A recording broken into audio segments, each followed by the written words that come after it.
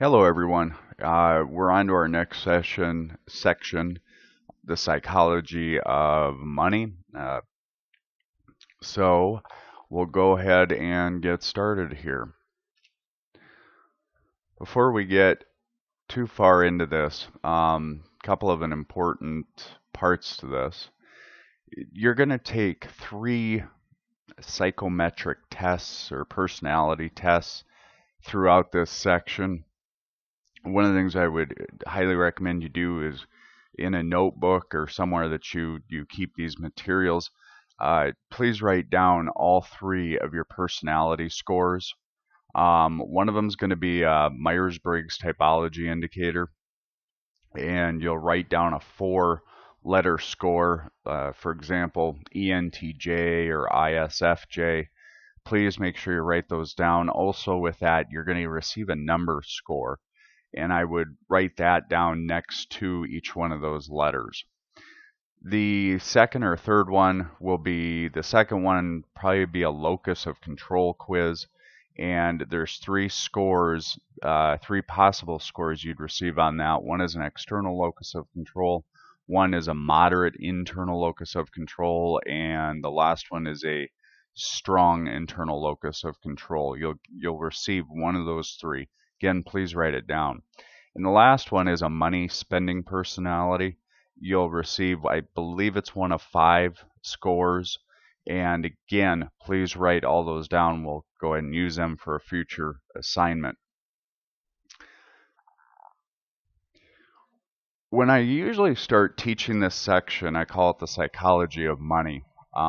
We start getting into a number of fun topics, and I like to start this off with some material I found from my predecessor that used to teach this class, and he said,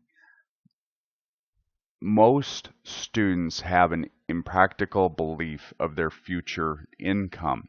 And one of the statistics he has is 50, and this was the first part to his class, was 58.7% of college seniors think they're going to be wealthy. 29.2% of them think their work will make them millionaires. And kind of an interesting statistic, that's much more so than other generations. That's the Generation Y, or statistics from Generation Y.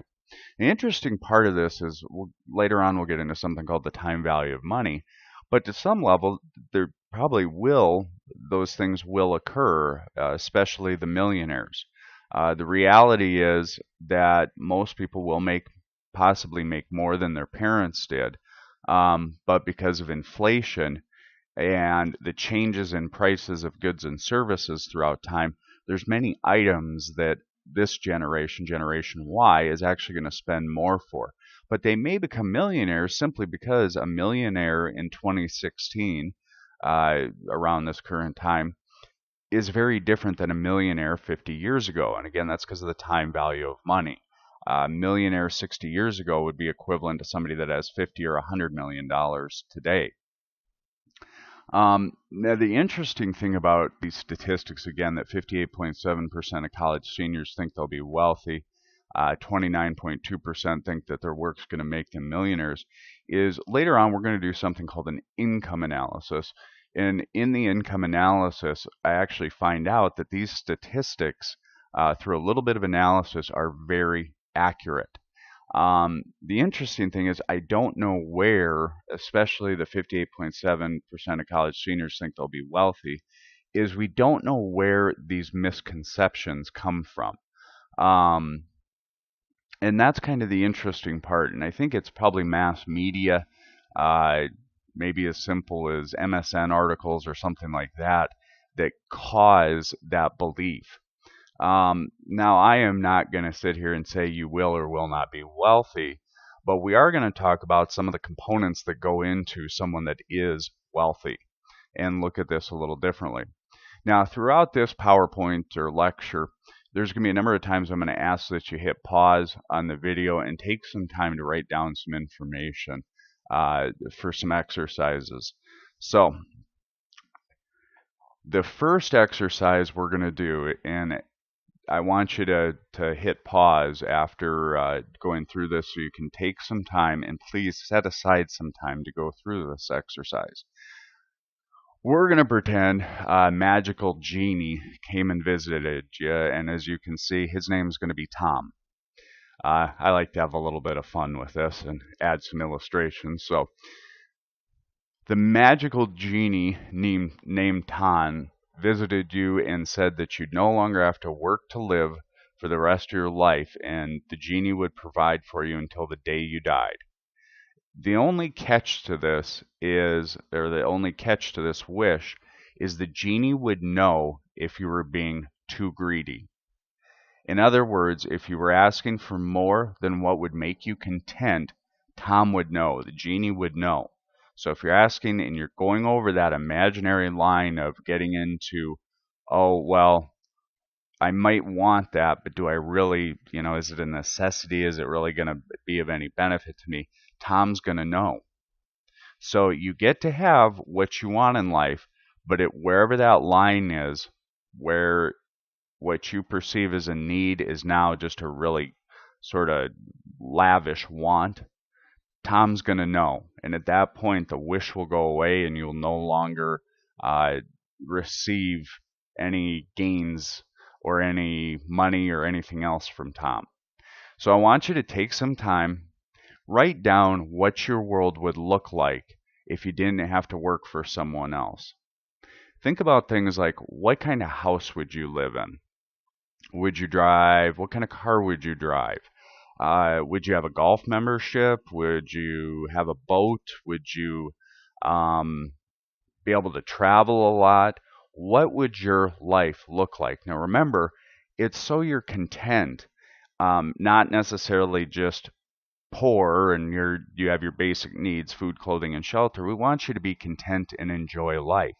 So if you really think traveling is going to make you feel comfortable and content, then go ahead and write that down. Let me give you one more example of this. I had a student in class one day who kind of grew up on a lake. And he said he lived in town, but his parents had a lake cabin and they had a speedboat and jet skis and things like that. And his memories from childhood were on the weekend always going to the lake and enjoying those things. So he wrote down a boat, jet ski, and a lake cabin is something that would make him content, and that's fine for this exercise.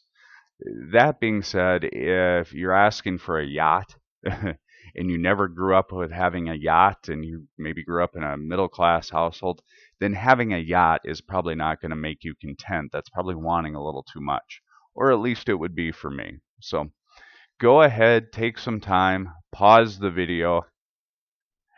Hope you like my pictures there. Go ahead and pause the video for a few minutes and take some time to write down what your life would look like.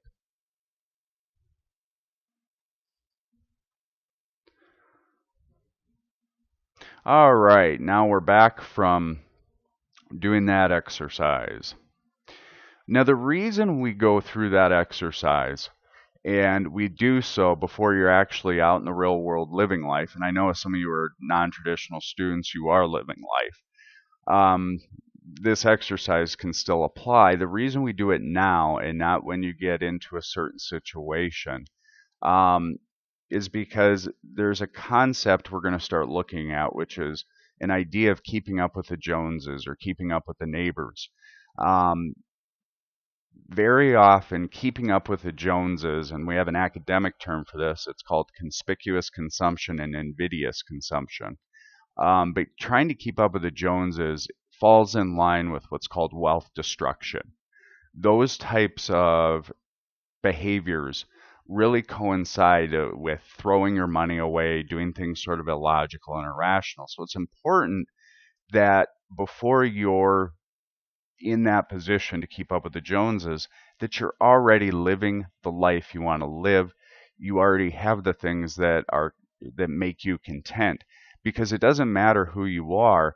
This idea of keeping up with the Joneses or conspicuous or invidious consumption can impact anybody.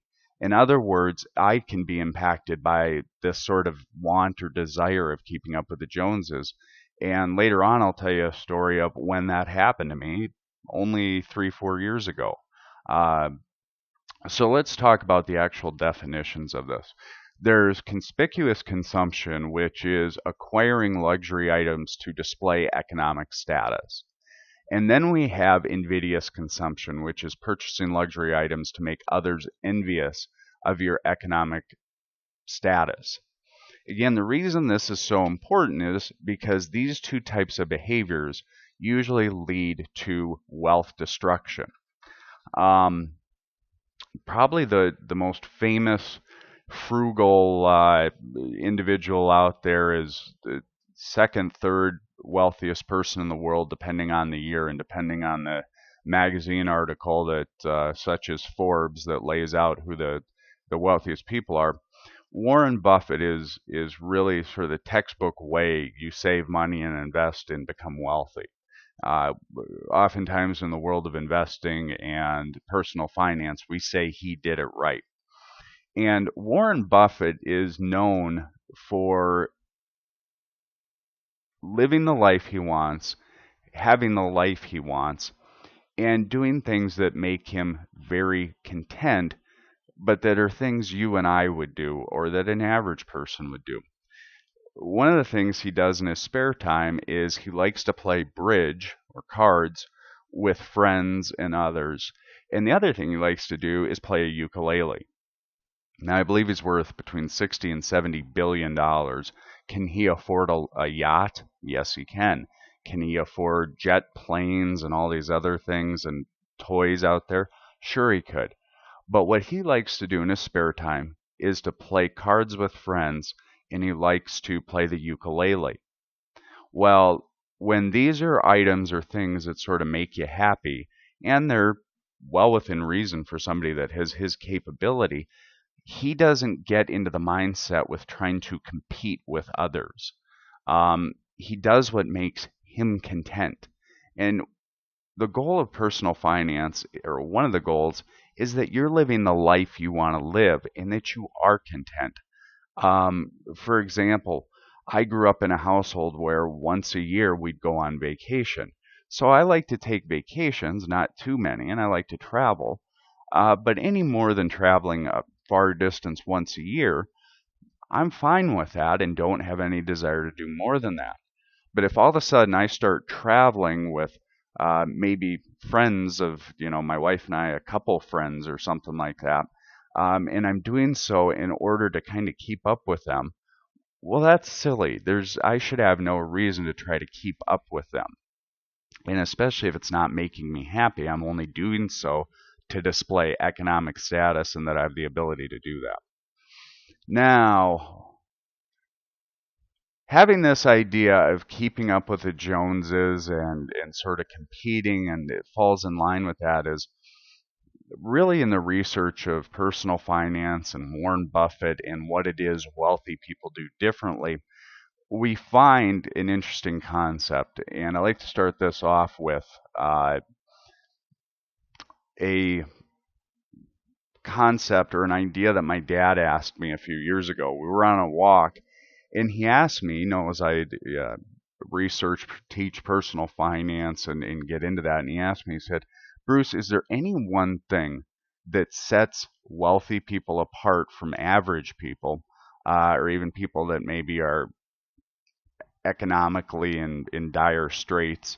He asked, is there anything that separates the two people, or is there one or two things, or what is there? And I said, well, there is. There's one thing that we've sort of quantitatively proved wealthy people have over average and maybe poor people.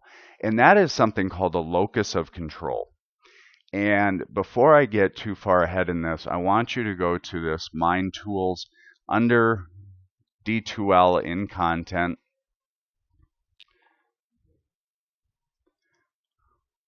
Let me go there quick. You will have a number of these quizzes for the second week. You guys can see some of the music I like to listen to when I'm working. Oh, I don't have it. It should be under D2L content the second week, and it's a locus of control quiz. I would ask that you go ahead and take that now. So pause the video, take the quiz, write down your score, and when we get back, we'll talk about what you found.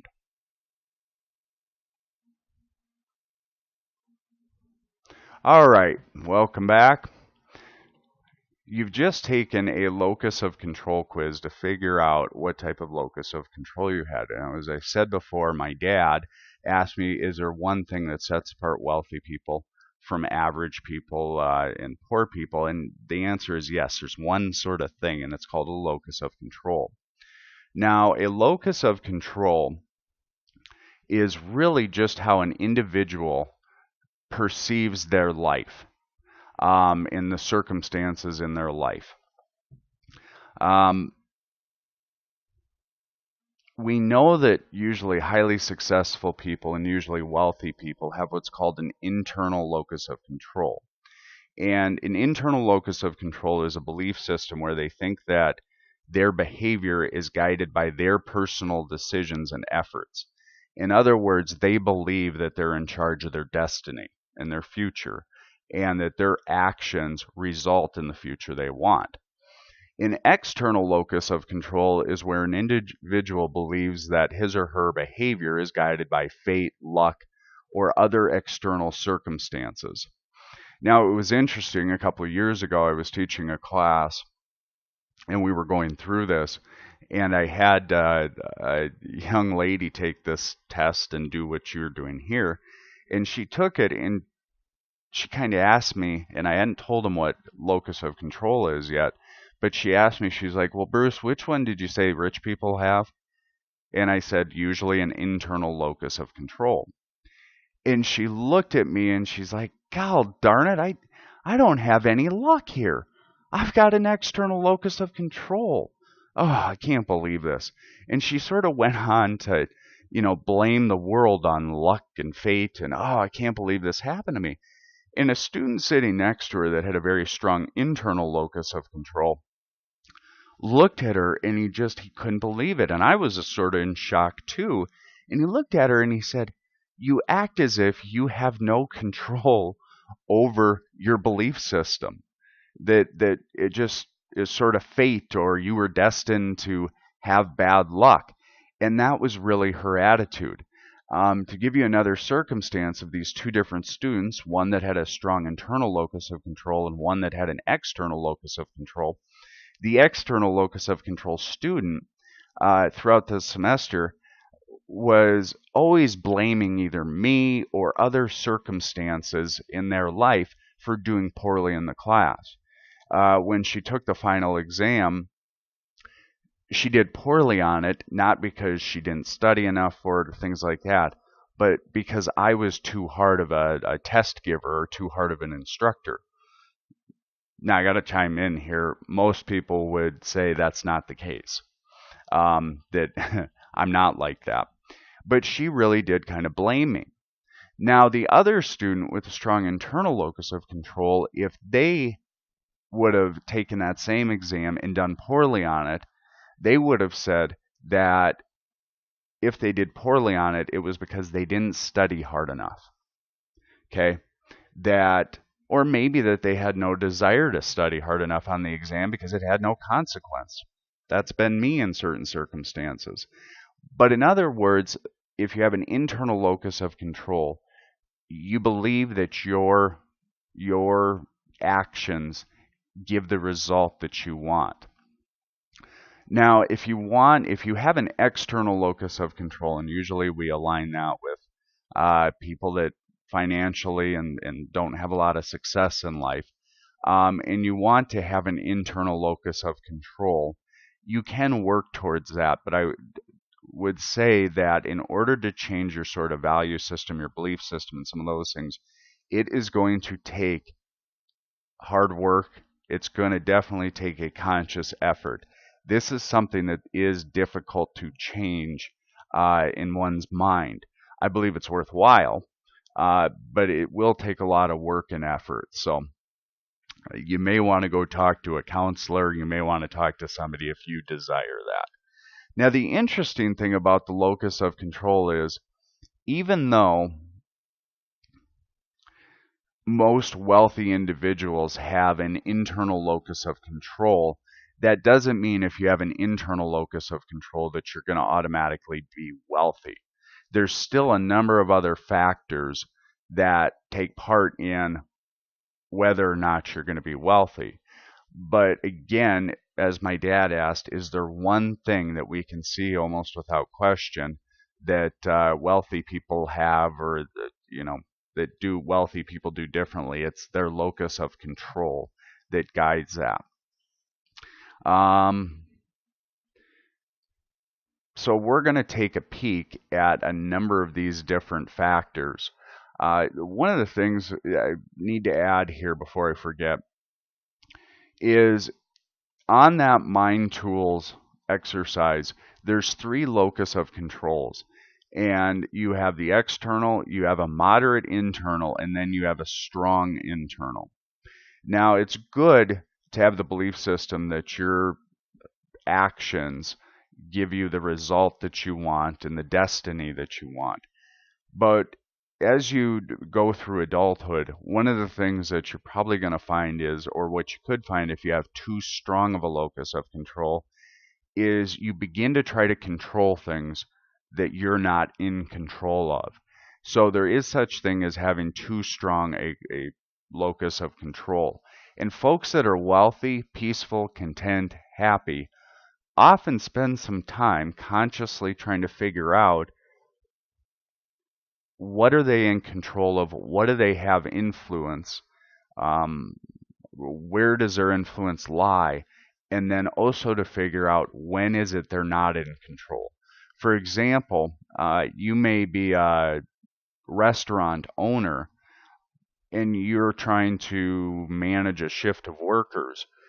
You have some control over those situations, but there's other areas where you don't have control. For example, you don't have control of how somebody else thinks.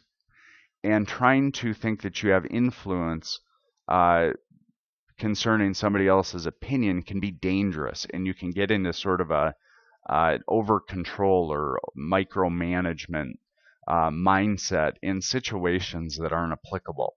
So again, even though an internal locus of control is desirable, there is such thing as taking that too far. When I often get asked to speak to different people as a guest speaker, lecturer, what have you. And one of the articles that I always bring up is from a gentleman by the name of Steve Seibold, who wrote a book called How Rich People Think. And I think his book is interesting because he goes through 100 different ways in which wealthy people think differently than middle class. And I think it's interesting. On D2L again, there's that article of 21 ways rich people think. I'd like you to take some time and open up that article and read through those 21 different ways wealthy people think versus average. And I want you to ask yourself if any of these offend you or if any of these you disagree with. For example, number one, average people think money is the root of all evil. Rich people believe that poverty is the root of all evil. Number four, average people think the road to riches is paved with formal education. Rich people believe in acquiring specific knowledge. Number five, average people long for the good old days. Rich people dream of the future. Do you agree or disagree with any of these? And I want you to sort of take note of the ones that you disagree with. Go ahead and write that down, and when we collaborate in class, we'll talk about those different ones. Now, it's been my experience that once you go through a class like mine and we start looking at the different ways that wealthy people think, that oftentimes Steve Seibold is actually right most of the time in his mentality. And I actually had a student this last semester that did a research project trying to find wealthy people and interviewing them and having them fill out a survey to see if wealthy people disagree with any of Steve Seibold's findings. Often when getting more context, the wealthy people usually would agree with most everything he has in his book. And that's what this student found. And I think that's interesting to note. Now, we talked about, even though you may have an internal locus of control, that doesn't necessarily mean you'll be wealthy. That being said, wealthy people usually have a strong internal locus of control. So we're going to look at other factors that impact a person from a psychological standpoint. And really what that does after we add in the thoughts, values, beliefs, the mindset of that person, you get what's called a financial self. And that's the part of you where your sort of thinking leads to an impact to your money. And again, we call that a financial self. And we have three impacts that we're going to look at in here on a person's financial self. The first is cognitive bias. Now, cognitive bias is sort of these weird, quirky things that we do that can be observed societally. In other words, we see groups of people that sort of behave in a less than optimal way towards a financial situation. And we're going to look at the emotional impact and how emotion can play a part in the way you manage your money. And then we'll look at your money script and really your cognitive bias, your emotional impact, your locus of control leads ultimately to what we call a money script. And that's the actual action and behavior that takes place because of your thoughts, feelings, and beliefs. So the first one we have is cognitive bias. Cognitive bias is a tendency to think in a certain way that can lead to a systematic deviation from standard rationality or good judgment, and I would add, or optimal financial decision making. I know that sounds like a bunch of words and you're not probably real sure what they even mean. Well, we can see these impacts, and if you actually go to a Wikipedia page and type in list of cognitive bias, you can see 170 different types of cognitive bias listed there and a quick description of each one.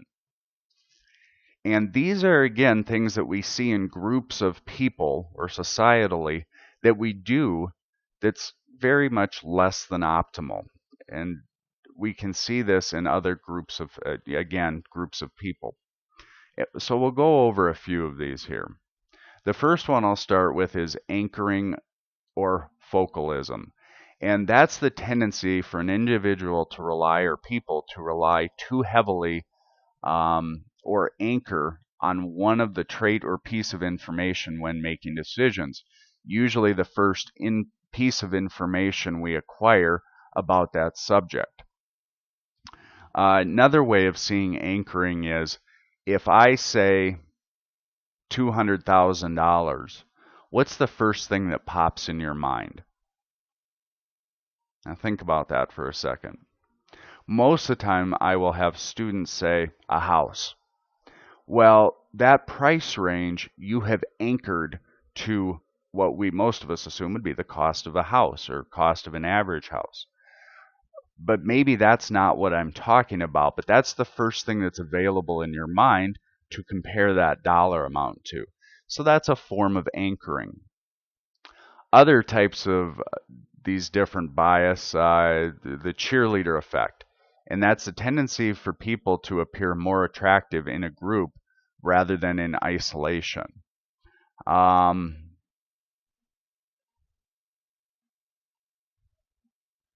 Declinism, the belief that a society or institution is tending towards decline. Particularly, it is the predisposition to view the past favorably and the future negatively. Again, that kind of goes to that Steve Seibold one. These are tendencies that we all have. The reason we highlight them is because they're often not reality. But we have a belief and a thinking that leads us during that. Now, one of the reasons this becomes a problem is very often in your financial self, these types of things will impact you and you'll make a less than optimal decision given that circumstance. So What that means and why that becomes important is we usually say in the world of finance or in the world of personal finance, you want to try to remove emotion and bias, cognitive bias, away from financial decisions. Because almost without even knowing it or even being conscious of it, you will make decisions based on those bias. When you do so, you're usually making a less than optimal choice. And if you do this repeatedly without being conscious of it, you could have been set up for a positive outcome in a circumstance, but you'll find throughout your life you have negative outcomes because of that. So, things to think about. Please read through that list of 170 different types of cognitive bias. See if any of them stand out to you, and if they do, write them down so you know what to be aware of. Now, these cognitive bias, if you're interested more in this topic, you may be interested in taking a behavioral economics class. Now, I will warn you, behavioral economics sounds like, oh, it's about the way people think and feel or whatever. It can actually be a fairly complex topic and sometimes tough to wrap your mind around the literature and really the topic of itself. I taught a class a couple, 2, 3 years ago that was essentially behavioral economics, and I can tell you without a doubt that was probably the hardest class I've ever taught. And I've taught sort of extreme upper level finance class, a lot of statistics and a lot of number crunching and stuff like that. But behavioral economics to me is tougher for me to wrap my mind around. So, but again, it has a significant impact, and it's a relatively new study. Now we can apply this right away. One of the things that, if you looked at that list, is a herd mentality. And we can see cognitive bias in the world of going to college. Go ahead and again pause the video or this video, and I'd like you to watch the video dropping out, is college worth the cost? If you can, again, it should be under D2L, and it's a hyperlink to a YouTube video. Go ahead and take time now to watch that.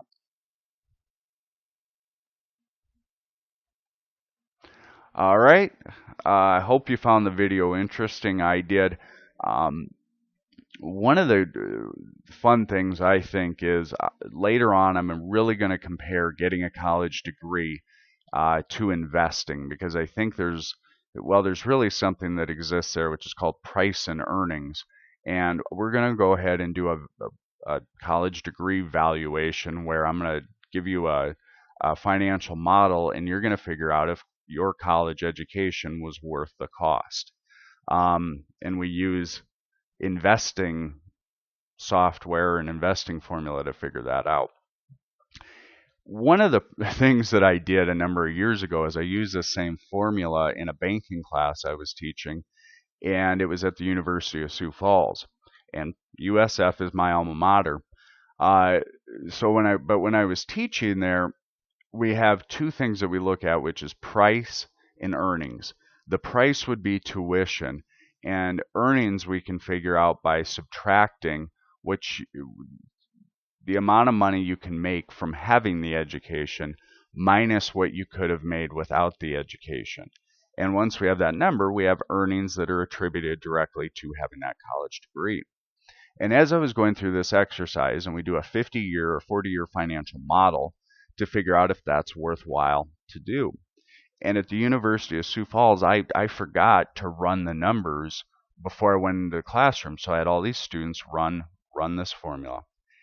And many of them came back basically with the formula saying, or the calculator saying, it wasn't worthwhile to get this education. And it happened to, I would say, 60 to 70% of the class. And I had one student that was just fuming mad. And he looked at me and he says, "Did you just tell us getting this college degree wasn't worth it?" And I didn't know how to respond. I did not know what to say to him. The reason that happened was, in the job market, if you have most of them were getting a bachelor's in business administration, or that's what their major was. The problem wasn't how much they were going to earn in the job market, it was how much they were willing to spend or did spend for their college degree. At the University of Sioux Falls, it costs between $80,000 and $90,000 to get a 4-year degree, whereas at SDSU the average is probably right around $40,000. Well, between a $40,000 tuition and a $90,000 tuition is usually the reason sometimes that doesn't become worthwhile. Was much of it was a pretty big issue in that classroom, but I found that students love trying to figure that out. And I'll always ask them, did someone in your family, did your parents, did others tell you that a college investment or a college degree was an investment? And they'd always say yes, and they would cite articles, uh, for instance, that you'll make $1 million more in your lifetime if you have a college degree and these types of things. But what I found was interesting is everyone seems to have an opinion on a college degree, and they say it's an investment in these types of things. And they have opinions on this stuff, even though they've never really sort of done the math to figure out, well, is this a good investment? And with challenged with that, people often become kind of defensive, and they apply what's often called by Scott Plous in his book, The Psychology of Money. I think it's The Psychology of Money. Uh, he says it's called a pseudo opinion, and that's when a person may have little or no understanding of a topic, but they're still going to give their opinion. Now, I know a lot of you are saying, oh, that's, I know someone like that. And maybe a few of you are wise enough to know I do that. I know I do that, especially with politics. I have a pseudo opinion when maybe I don't understand the topic entirely. So that's what a pseudo opinion is. The other cognitive bias that we can see when getting a college degree is something called a herd mentality. And wealthy people know very well what a herd mentality is. A herd mentality is sort of following a herd and doing what everybody else is doing. If you're a college senior and everybody else is going to college, well, then that's just what you're going to do, regardless of whether or not it costs $40,000 to $100,000 to get that education. And you're doing it just because others are doing it. Investors and wealthy people usually become wealthy because they don't follow the herd. And later on, we'll talk about what that really means. But again, those are some big cognitive bias that we can really see. Another article I usually like to talk about during this part is, who do you think makes more money, a plumber or a physician? And there was a study done by a Boston College economist. I apologize, I can't remember his name off the top of my head. They did a financial analysis to look at plumbers, an accountant, and a physician, and applying a concept called the time value of money to figure out who in their lifetime makes more money. Out of a plumber, an accountant, and a physician, I believe it was the accountant that ultimately made the most money derived from their salary. But they did so based on something that's kind of interesting, which is earning money earlier in life and not doing what's called delaying gratification. Whereas a physician may make a lot of money, but they're going to be probably quite a bit older before they're actually making that kind of money, because they have residency, they have to get through 4 years of medical school and do all these other things. So they're delaying their income. Now, granted, they're making more, but because of the application of time value of money, we find that the accountant actually makes probably the most in their lifetime, the plumber makes the second most throughout their lifetime, and then the physician makes the least amount. So when we really start applying economics to it, it's kind of interesting.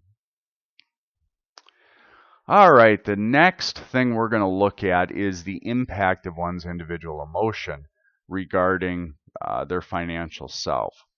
Now, this to me is, I'm very intrigued by the impact of emotion on financial decision making, because I've experienced this being married for 10 years and having 2 kids.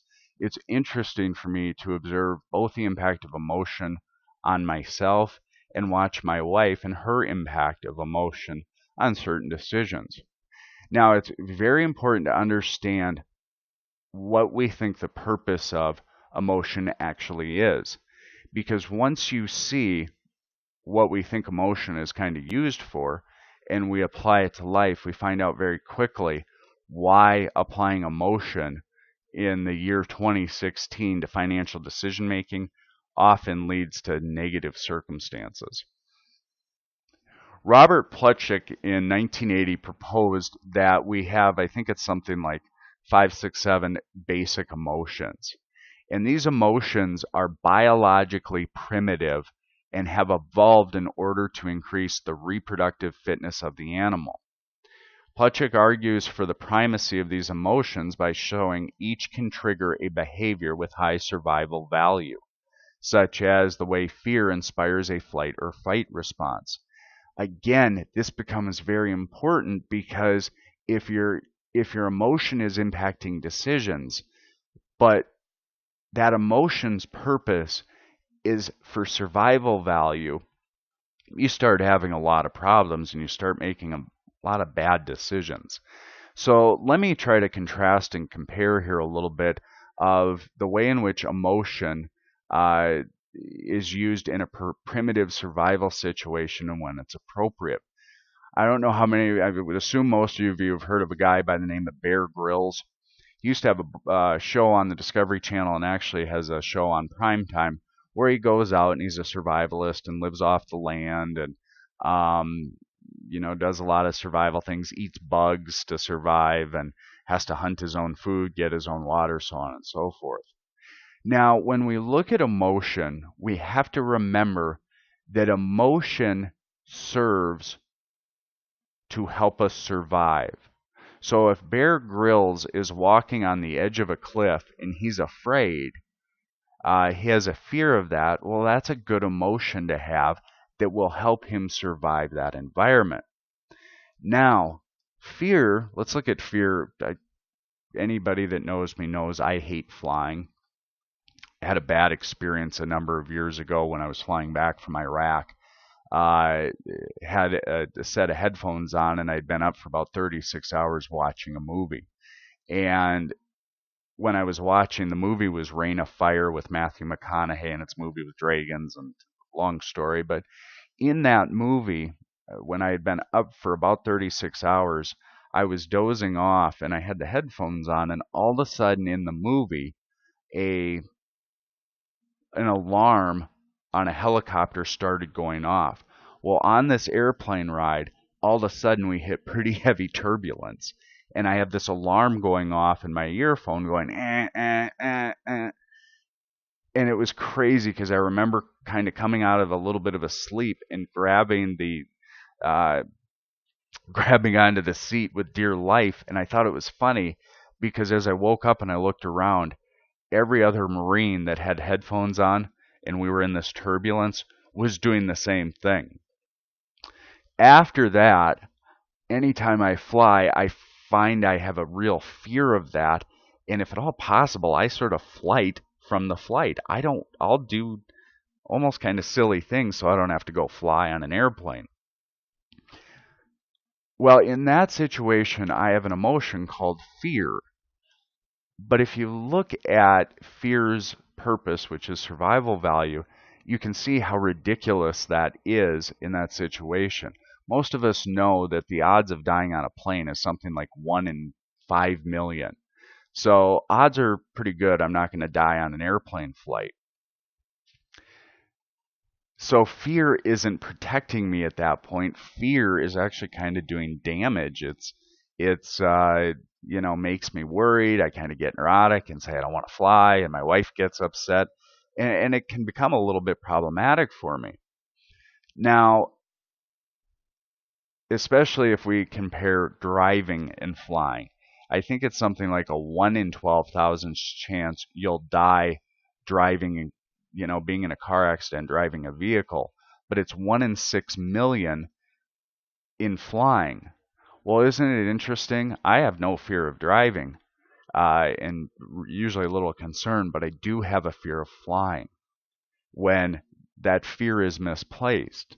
So again, in the year 2016, in our modern day society, we have to monitor things like our emotions, like our fear, because they might not be applicable to the circumstance, just as me having a fear of flying is largely irrational, and yet not having any fear or concern of driving. Um, so again, if we look at, if you ever seen the show House Hunters and Buying a House, there's many times where emotion you can see in these videos uh, are applied to situations, and they make kind of an irrational or have an irrational impact on people's buying decision, and that's because emotion has survival value. When you're applying it to a situation that's not a survival situation, it's often you create a bag of mixed results. Now, Dr. Pluchnik created what's called the Wheel of Emotion in 1980 to help better outline what emotions maybe give us some feeling. For example, he says that joy and trust gives us the feeling of love, or that submission is often a formula based on trust with simultaneous fear. You get someone being submissive. Fear and surprise, for example, produce the feeling of awe. And these are very interesting, and I take a moment to look through them just so you're aware of them. And then to note that oftentimes in financial decisions, these emotions are going to have an impact where you behave in a less than optimal manner. Now, how do you overcome your emotions, especially in a financial situation? Well, the way to first do that is you need to learn as much as you can about financial decisions. And to know that emotion, you need to first learn so you know when emotion is having an impact. Let me give you an example of this. Most financial advisors, if you're 22 years old, would tell you to invest your money in stocks and bonds and be very heavy into the stock market. But if you grew up in a household and in an environment where your parents lost money on stocks, you may have had a connotation associated with stocks that, these are super risky and these are super bad. Well, when 9 out of 10 financial advisors recommend that if you have a long time horizon, you should be primarily invested in stocks, but you have the impact of saying, oh no, that's bad. Well, the outcome is you miss out on the potential to earn a lot of money on stocks and maybe have more in life. And it's all because of that experience of emotion that was applicable in a survival situation, but might not be applicable to this situation. Now, the other ways to overcome emotion in finance, and we're kind of fortunate in that regard, is most self-help literature is often tailored towards looking at that. Authors such as Brian Tracy wrote numerous books on this, very often talks about how to overcome that emotion. And if it's really having a negative impact on your life,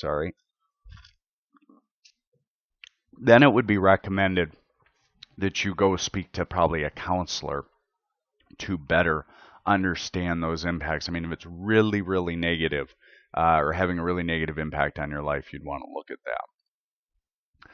Some other goofy ways emotion has an impact on our behavior.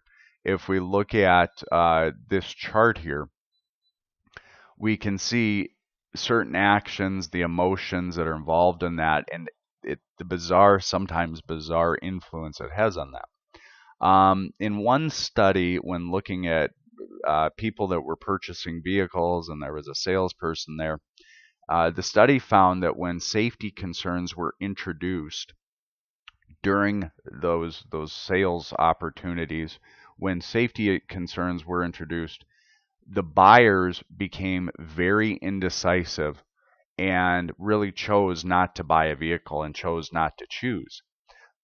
Moral of the story, if you're a car salesman, don't talk about safety issues when trying to sell cars. But the fear that was involved with that was fear. So often fear can lead to indecision. In another study, it was viewed that when people became angry or were angered and the emotion of anger was present, they had a higher propensity to become involved in high risk reward mentalities such as gambling or a lottery mentality. So anger can have an impact on that. You start becoming more risky and say, oh, who cares anyways? I'll just bet the house on it. Another impact of fear, and fear being the negative emotion, is when making judgments about the future, people had the tendency to be overly pessimistic. Now, people that were angry had the emotion of anger. This had the impact of when making judgments about future events, they had a tendency to be more optimistic, more so than what was probably rational. Um, which I think is kind of interesting. How would being angry you become all of a sudden more optimistic about future events? Well, what you might be saying is, with that emotion of anger, is that, well, nothing can be as bad as that was, so it has to be better in the future because this is terrible. So again, we can see how these emotions have these goofy impacts on us, especially when we're not paying attention to them. All right, the next thing I would ask you to do is pause the video and please take the money spending personality quiz that's on D2L. It's on Olivia Mellon's website, who is an author of numerous best-selling books, and she's a clinical therapist dealing with money situations. Once you're done taking the quiz, that will determine whether or not you're an amasser, a hoarder, a spender, a money monk, or an avoider. And then we'll go ahead and go through that. So go ahead and take that money personality quiz, and please write down the results.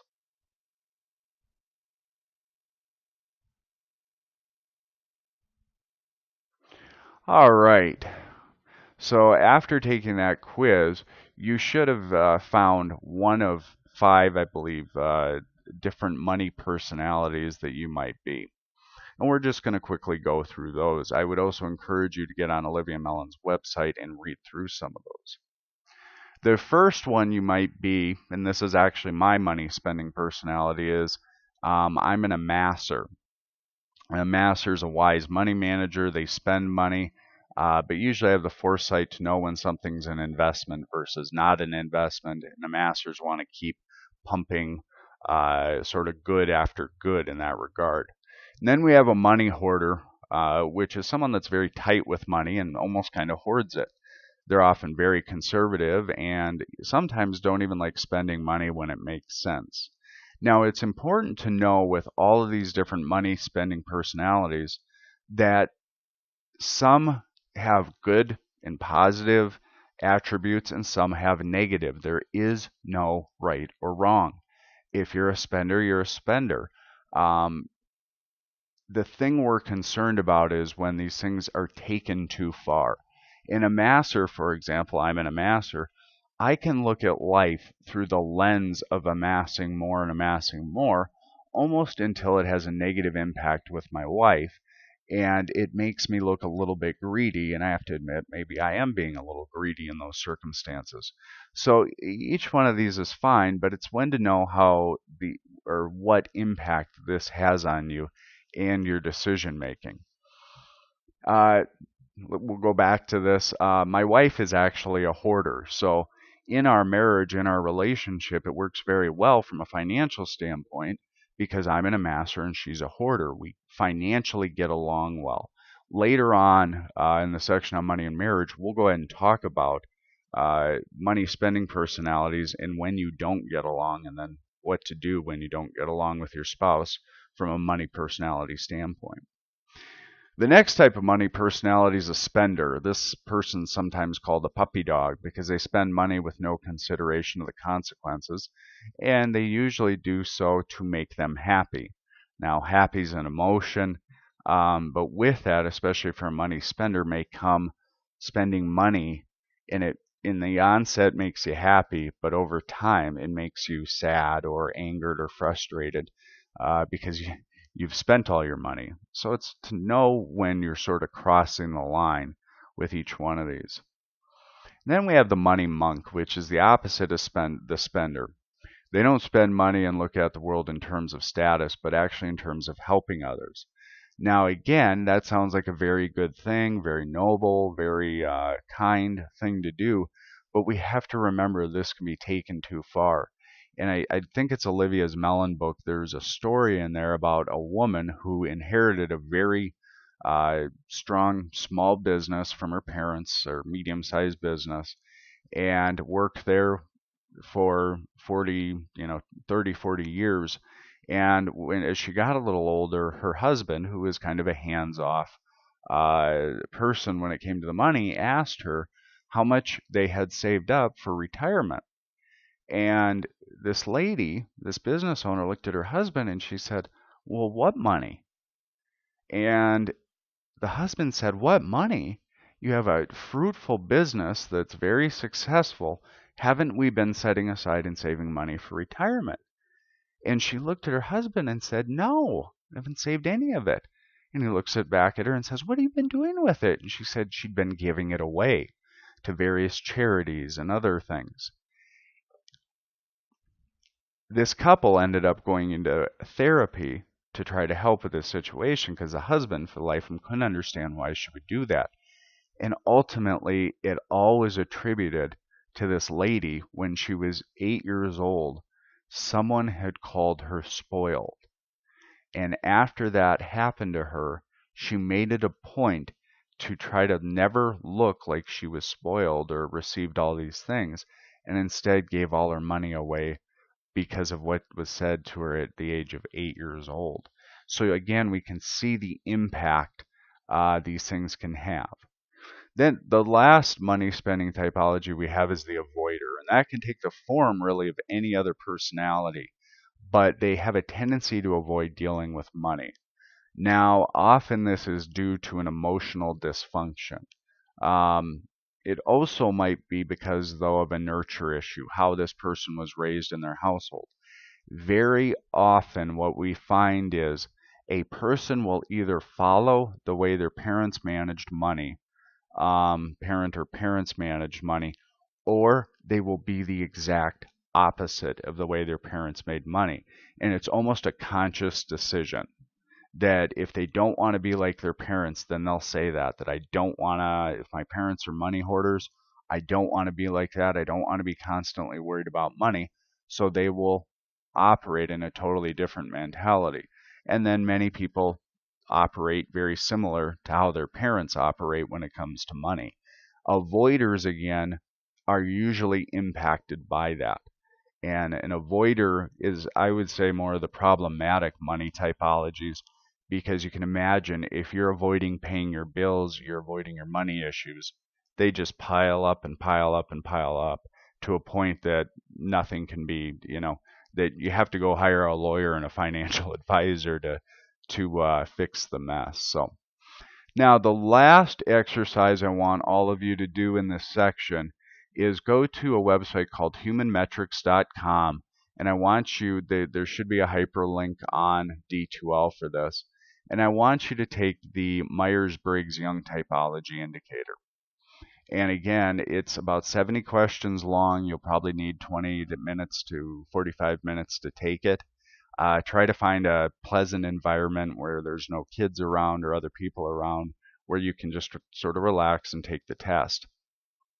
Now, the Myers-Briggs typology indicator is not necessarily a money, something related to that, but it's almost 100-year-old psychometric test that can be used to all sorts of different environments. One of them is in career counseling and finding careers and jobs.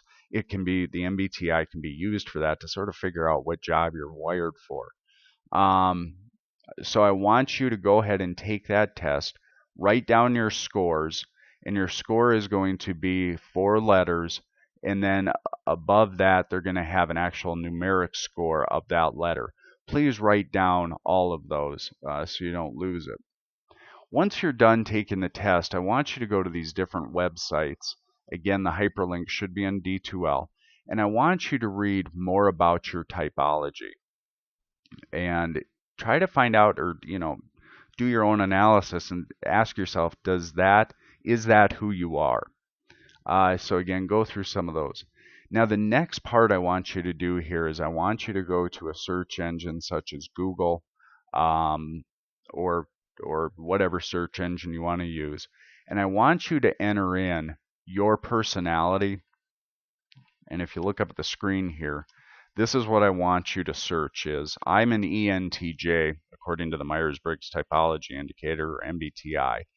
That's my score. So enter this in. You would enter your score followed by careers to avoid in the search engine, and then see what you find and try to find some of these websites to see what careers are recommended for you, and then try to find what careers you should avoid given your typology. Keep all of this information. We're going to use it later on in your project to do an income analysis. And that's all we have for the psychology of money. We will see you next time. Thank you.